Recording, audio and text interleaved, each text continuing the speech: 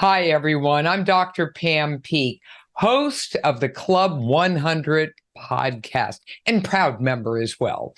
All right. So, welcome to our next episode where, once again, what we love to do is listen to our members talk about their lives and to hear how fitness fit into their lives in terms of everything, meaning and purpose, recovery from addiction, everything. And these are stories that will literally be raw and real and authentic and really address life's challenges, tough times, ups and downs, triumphs. We love those too. And what we share in common are our wonderful, unique stories and the fact that we love to lift heavy things. So, this is a shout out to everyone listening who may not yet be a Club 100 member to run on over to 100 Club 100 and have a little look around and see the women and men who are members and what they're all about. And we really want to give you a royal welcome if you want to become a member. So I'll give you a little reminder at the end of the podcast as well. Okay, we're ready to rock and roll. Now, today's guest, there she is in all of her splendor, is Stacy Pendleton. Stacy, I gotta say, I've been following you for quite some time, and I just love the heart and soul in your tweets and your posts. And recently you posted a before after picture that was kind of jaw dropping because on the one hand, you're a bodybuilder basically. And on the other hand, you were someone who was overweight and did not look as though they were particularly fit. And I'm glad you posted that because people need a little bit of an awakening. So, Stacy, welcome to the Club 100 podcast. Well, thank you. Thank All you. right. Now, all of us have stories to tell. And I know that you and I have had a little conversation about some of your back history, and it's pretty rich with pain and hardship. And what I think people would love to hear is kind of a high level summary of what happened in your earlier years and then what it was that motivated you to change your life. So let's start that up and go right to your youthful years. What was going on in your life, sweetie?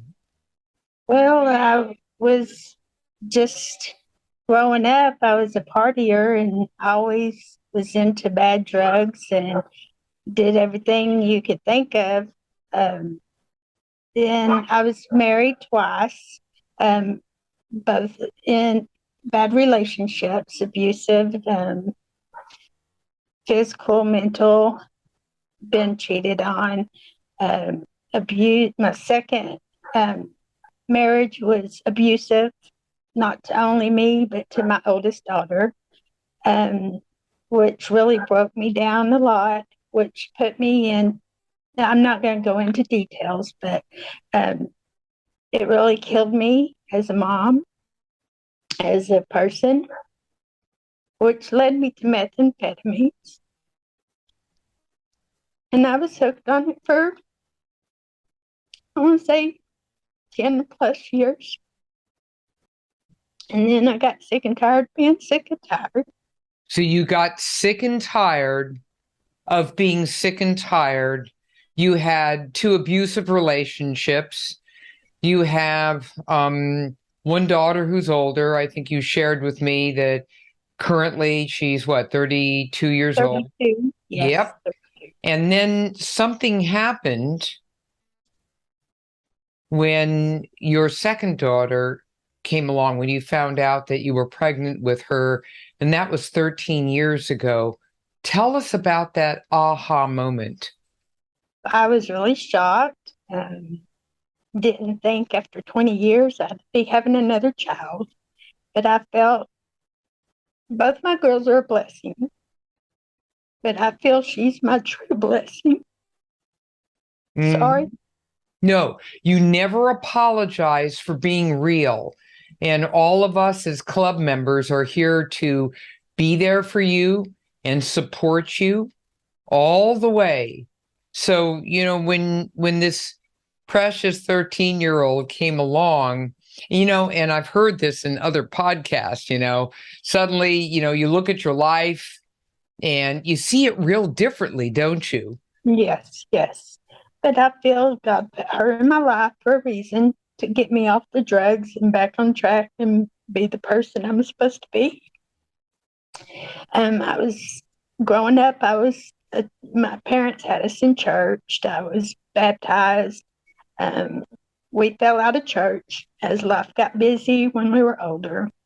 And when I got older, I tried to go back into church, but it just really didn't stick. But when my 13-year-old was about 5 or 6, I was just having struggles being a single mom and her not listening, minding. So I felt I needed to make changes. I got us in church. Also, well, I'll stop you there for a second. Uh-huh. All right. Going back to church and basically revisiting the whole issue of faith is another very common theme on the part of the Club 100 members. There's strength in faith. And I think that your choice to do something like that was very critical, and it probably made a big difference. Yes? Yes, it really has. We are faithful in church. I actually attended biblical counseling as well after we got settled in, became members, to deal with the issue from the hurt from my second husband, to learn how to forgive, to heal myself. And then I was still smoking cigarettes and doing unhealthy things, and not eating right. Then I decided I needed to make changes. Being a single mom, I needed to quit smoking so I could be a good example to my children. And that's when I put on all the weight. Now, how much weight did you put on when you stopped smoking? 80 pounds or more. Mm-hmm. And that's when I finally thought, oh, I can't do this. I got to be around to see my girls grow up, and so I prayed about it. And I told the Lord, take the cigarettes away from me, because I was a smoker growing up all my life too. And I quit cold turkey many times and went back to it. But this time, I gave it to God and He took it away from me. But there's also one other piece to this, and that is what I've seen after years of being a physician is that when people kick a habit, especially a tough one, one that involves chemicals and back and forth, but when they kick a habit, there has to be a very powerful meaning and purpose behind why you do that. You don't just walk up and go, yo, that's a really unhealthy habit. You ought to give it a little, hummer up. You're like, oh, go away. But when you say, I want to be an example to my children, I want to be here for them, and I want to be healthy, and I want to show them how to be healthy. Now we got a whole different ball game going, and it sure as heck makes it, a lot easier, as it were. Nothing's easy, but a lot easier than just hitting cold turkey with no purpose and meaning behind it. So. Wow. And then having faith at the same time is that extra frosting on the cake that really helps seal the deal. So how long have you now been basically sober, off everything? Um, Over 13 years with all the drugs. Over, I want to say 7 years. No, I apologize. About 5 years or 6 years from not smoking cigarettes or anything, because I've been on my fitness journey now for 6 years. Okay, now we're talking. You said the F word, fitness. All right. So, what a hell of a background. And I'm going to tell you right now, a whole lot of folk out there relating. And you probably heard the same kind of theme in so many of the other Club 100 podcasts. So, we're giving it up to you, Stacy. It's been a rough ride. Yes. Now, 13 years later, you're now off the drugs, took care of that addiction. And by the way, people who come off drugs oftentimes smoke. They basically do both of them at the same time. And it takes a while, it's like a cross addiction. And it's no surprise that you packed on a whole lot of weight at the same time. So what's happening is this journey. And what's really interesting is you're a beautiful example of how it's done in phases. First, you go for the tough stuff. We're done with the drugs. You're out of here. Okay. And you're protecting your children and you want to be there for them and all the rest of it.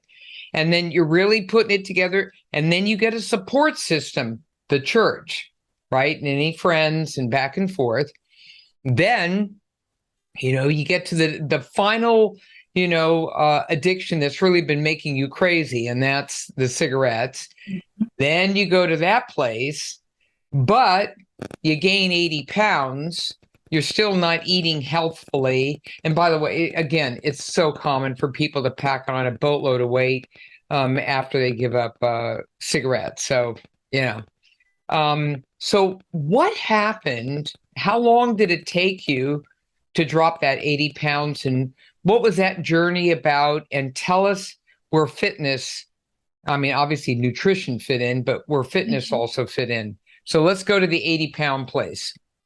Well, I decided, like I said, I needed to lose some weight, be healthy for my girls, and watch them grow up. So I knew a gentleman at church that he's very fit. He runs in many 5Ks, half marathons, stuff like that. So I went to him and I asked, what do I need to do? So he basically was my accountability person at the beginning. Uh, he told me what to do, what to eat, because I used to drink about 5 or 6 to 8 Dr. Peppers a day. I cut completely sodas out completely. I hadn't had a soda in over 6 years. He told me I needed to start eating more fruits and vegetables and, eat clean. And he told me what to go buy. And, he was my accountability person for about a month and a half, 2 months. And I basically took it all upon myself then to start the research on, because he said I needed to do some cardio and do a little lifting weights and stuff like that to tone up as I'm losing the pounds and stuff. So I did all the research, what I needed to eat, how I needed to eat, how to work out, what exercises to do. And then I started pursuing like he did and started running. So I was a runner. That was a part of my first couple of years in my fitness journey. It took me about a year and a half to lose the 80 pounds. I felt so it was a year and a half to drop the 80 pounds. Mm-hmm. Okay, that's very reasonable. And again, success is all about keeping it off. Any people can drop this stuff right and left, but keeping it off is a whole different ball game. So yeah, I lost my train of thought. A year and a half to lose the weight. I started running I used to be a runner. I've ran 3 miles a day. Um, I've ran in a couple of 5Ks, 25K, and then I also ran a marathon. Because I talked to a person because I wanted to become a bodybuilder, and he said, "Well, the running and being a bodybuilder doesn't go together. You know, you have to not run to be a lifter and be a bodybuilder." So I decided to end my running journey with the Cowtown Marathon here in Fort Worth, and I ran 24 straight miles without stopping. Had to walk the rest away. Hey, you know something, girlfriend? I've done multiple marathons. There's a whole lot of walking going on during a marathon that most people are not aware of. And it usually occurs in that last, 10K, 6 months. I was surprised I was able to run nonstop for 24 miles. I mean, that was a wow accomplishment. No, it's a huge accomplishment for you. And you should be incredibly proud of yourself. Because honestly, it's more than just, hey, I ran a marathon. It really represents part of your transition out of there into here.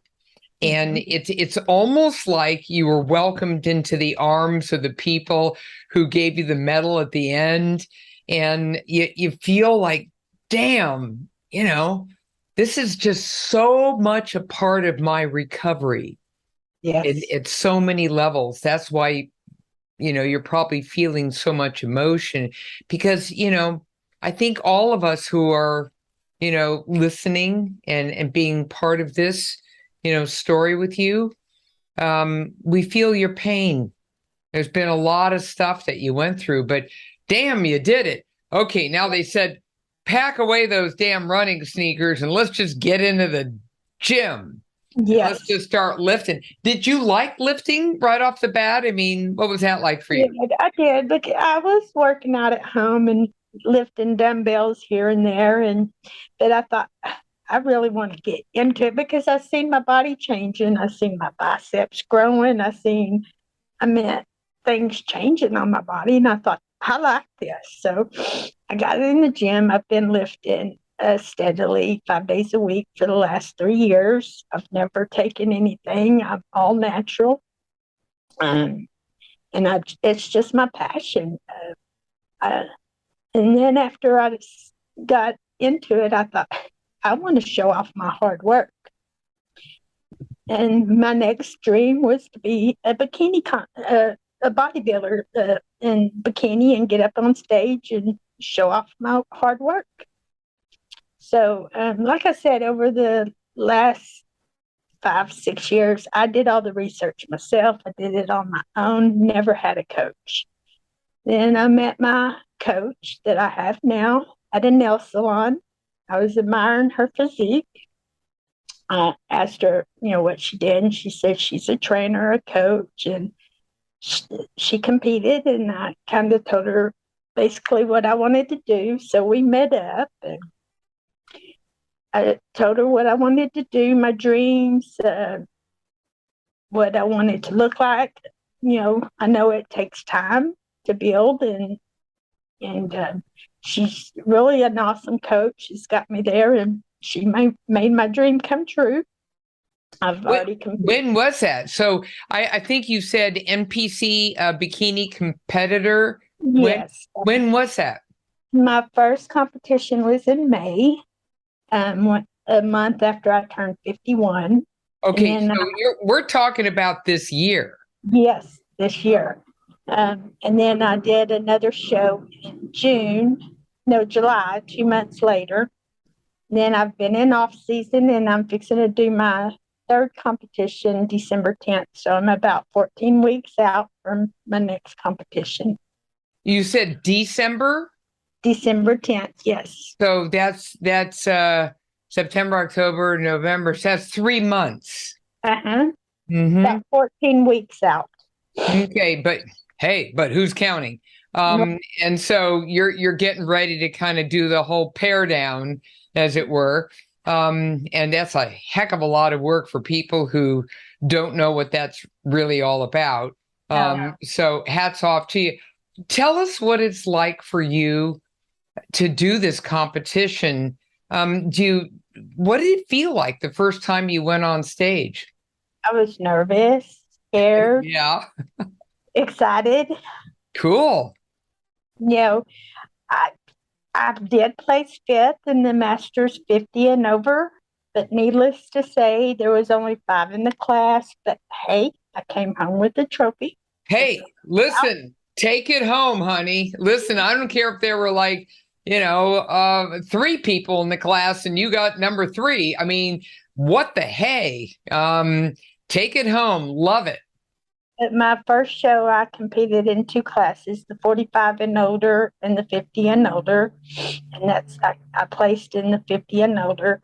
Um, my second competition, I only did the class of 50 and over, and there's like, I want to say eight or nine in the class, and I didn't place in that one. But, I'm new, it's learning experience, and maybe I'll do better this time. And eventually, I'd like to see if I could get my pro card and just do it till I can't do it no more.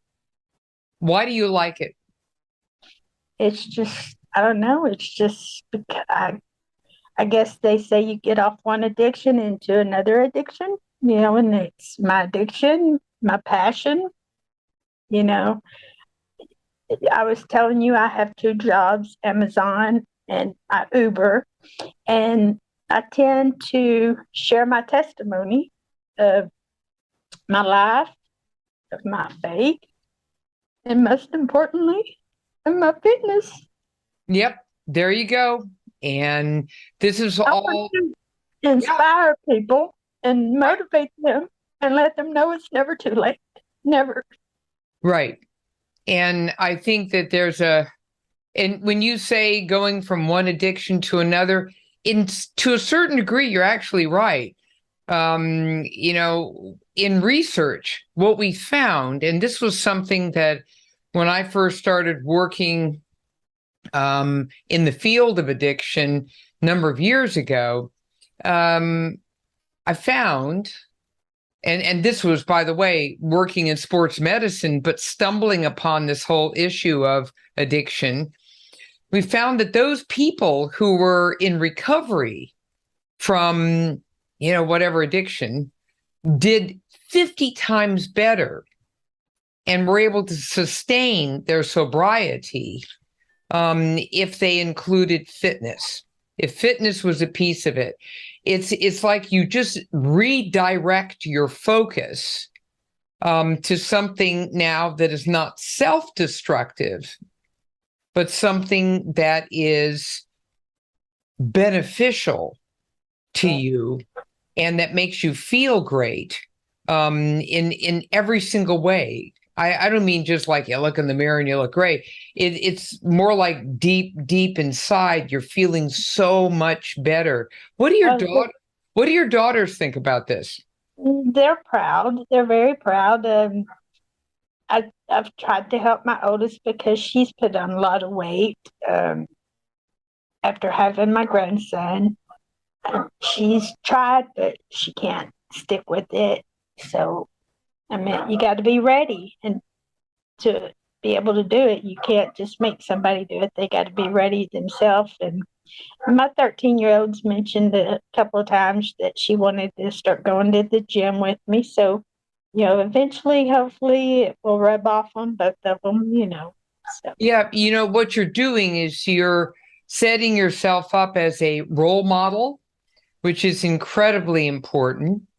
And you're right. There's a great saying, and that is when the student is ready, the teacher appears. And you got to be in a state of readiness. And, your daughter hopefully one day will realize that this will benefit her as a mom, since, you now have a grandson, and congratulations on that. So now you can run after your grandson without having to speed dial 911. You can You actually enjoy yourself, which is one of the great benefits of taking good care of yourself. When you posted that before after picture recently, to the Club 100 community, what was it like for you to look at both of those pictures? It still amazes me that the change. I look like two different people. You know. That's what I thought when I saw it. It was like they don't even begin to look the same. You look totally different. But then again, you're leading a different life. And, Mhm. This is the best I've ever felt in my life, even as a young child, a teenager and an adult or a young adult. This is the best I've ever felt. I've got good energy. Like I said, I work two jobs. I work my Amazon job at a delivery station, which is it's not hard, but it's a lot of hard labor work, constantly 10 hours a night dealing and moving with packages from 2 pounds to 50 pounds, And then after I leave there, a 10-hour shift, I'll go to the gym and then I'll Uber a little bit before I have to pick my child up for school and then start all over, but and you got a great gig going in terms of your hours because Friday, Saturday, and Sunday you're off. yes. Man, that's just like that just crushes. I go to the gym and then I go and make some money on the side. So that's very good. But you're staying on top of the whole thing. And you're also, tell me if I'm wrong, but you're having some fun here. oh yeah, I am. I really am. Right. When you go to the gym, does everyone know kind of that you're competing and you're doing all these things? There's a few that do. There's a few that do. Do you like your gym? Oh yeah. I go to a Fitness Connection and it's a huge gym. It's got tons of variety of equipment. The staff is wonderful and I've met a lot of people there. I've met a few that compete as well there. I actually competed with one girl in it was both of our first competitions. She goes to that gym and so it's pretty cool. I like it. Tell me something because I don't know. Right. So are there a lot of women who do bikini after the age of 50? Uh, the classes that the two competitions I've been in, I've seen quite a few women, in those 50 and over. Are you surprised? No, kind of, yeah. But like I said, it's never too late. Never too late to go after your dreams, Mm-hmm. Mm-hmm. And how old are you now? 51. So you're exactly 51. So you're young and listen, by the grace of God and that 13-year-old, you were able to turn things around in your late 30s. Yes. And that is absolutely critical, right? And then you basically went and ran with it. You said, okay, I've been given this new chance to be able to pick it up and do a very important recovery journey, Yes. one that's going to last for life. There's Yes. nothing temporary about any of this stuff, right? And correct. And believe me, it's a hard road. Sometimes there was many times I wanted to give up. I've shed many tears, sweat. Sweat's good. We like sweat. Yes. But I give it all to the glory of God because if it wasn't for him, I couldn't be doing this, I always pray daily to give me the strength, courage, perseverance to get through everything. And if it wasn't for him, You know, I give my last 6 years and more, but mainly through my fitness, I give it all the glory to him. Again, the whole issue of faith is seems to be quite a critical one for so many people. And, all I can say is whatever works for you, you put together the best support system, and it comes, from all angles, from coaches to spirituality and on and on. So when did you get involved with Club 100? Um, it's been maybe less than 6 months. Dookie Better invited me. Oh, Dookie, come on now. He's always reaching out. Yes, he said, "Well, Stacy, when are you going to put the 100 on your profile name?" And that's all it took. So slap those 100s around your name, on your Twitter feed, and we welcome you aboard, and that's wonderful. I actually met his wife Tony at my very first bikini competition. She competed too, and that I met her in person. And I actually, I want to say it's been about a month that we all met up, and Dookie Butter, his wife Tony, Dr. J, and Chris, and we got together a Saturday morning here in Arlington and had a nice workout together. So, I don't even want to think about what happened in that gym with all of you there at the same time. Oh no, it's like the rest of the gym just kind of left. We can't deal with this. This is way too much for us. I think that is so cool. You actually, met in person. I mean, how cool is that? But all you Texans down there, to say the least, So what has Club 100 meant to you? It means a lot to me. It's seems like a very tight-knit family, and we all support each other and lift each other up and just support each other through our journeys.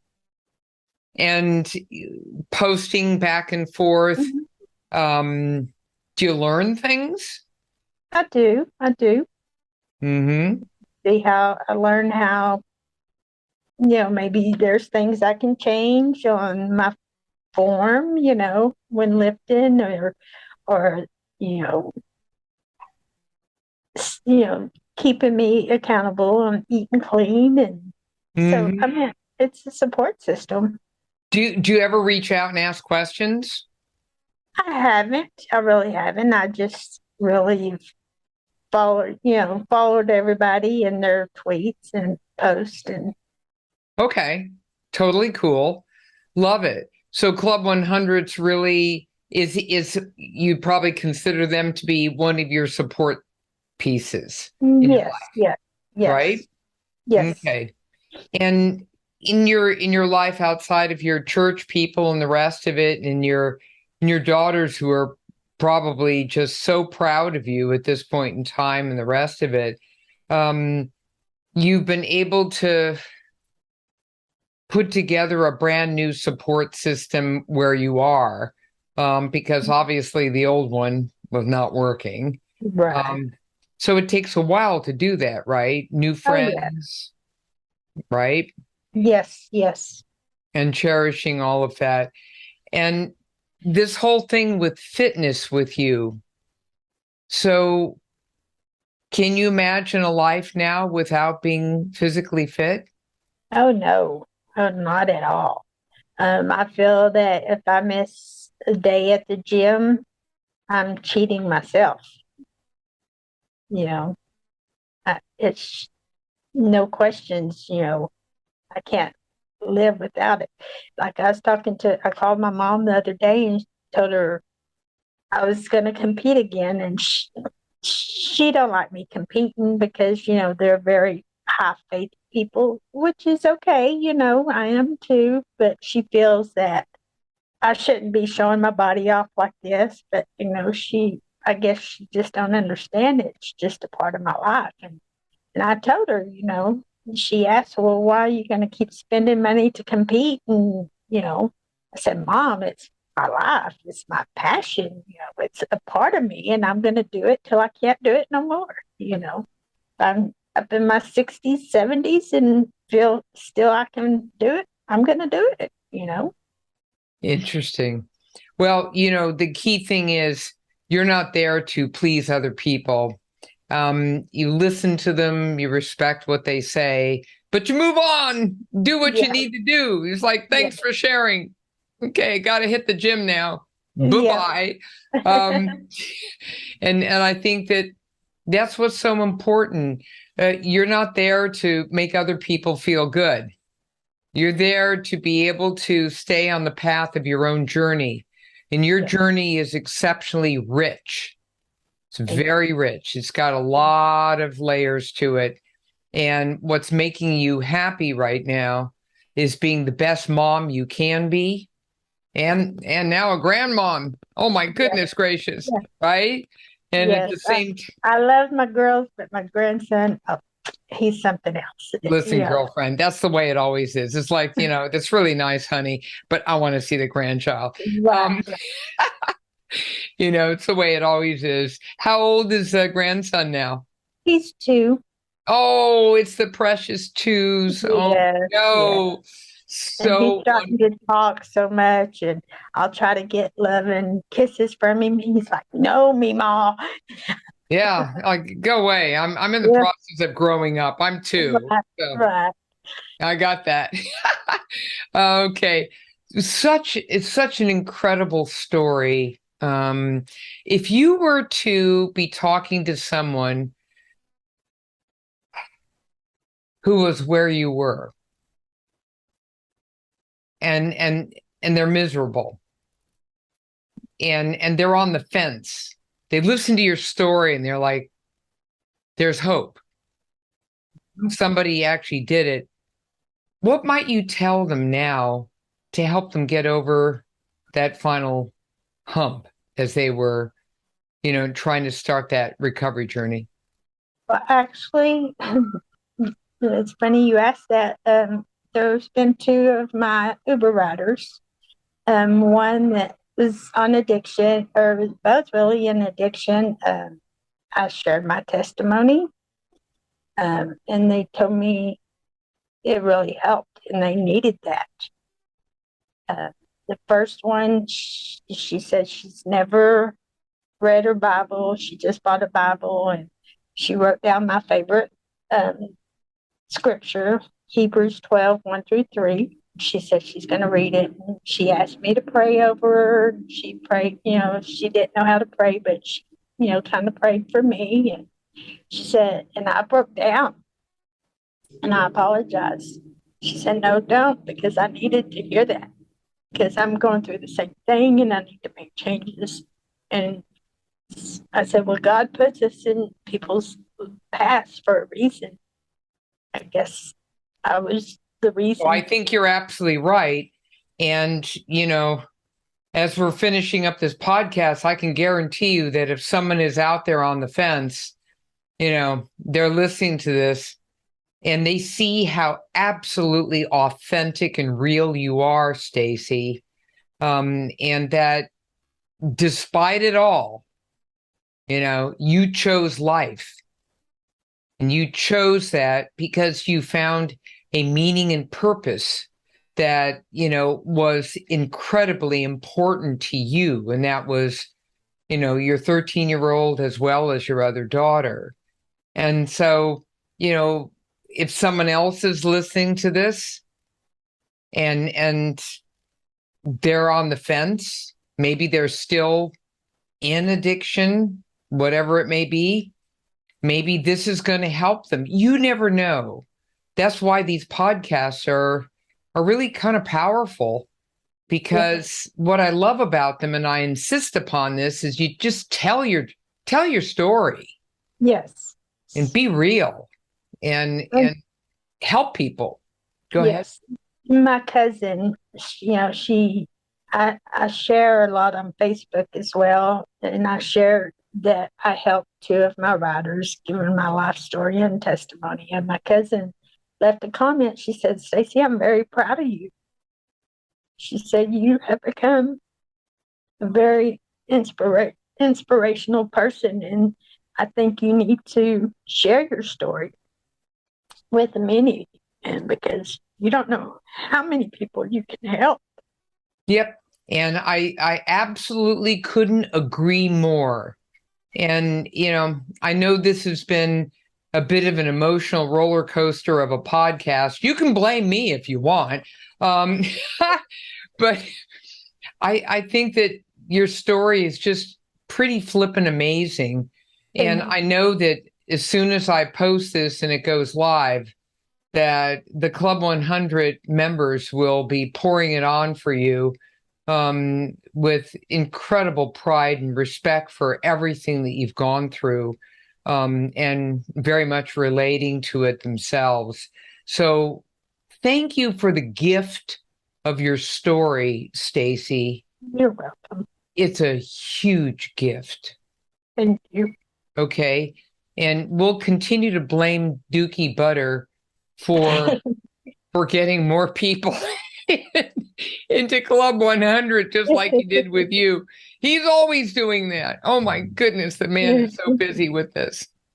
So thank you once again for being our guest on the Club 100 podcast. And I just want to give you a gigantic hug. But first, I want to see you flex. Okay, here it is. There you go. Let's get that flex going. There you go. All right.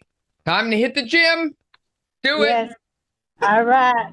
All right, everyone out there, you heard Stacy and her incredible story. We're wrapping up another episode of the Club 100 podcast.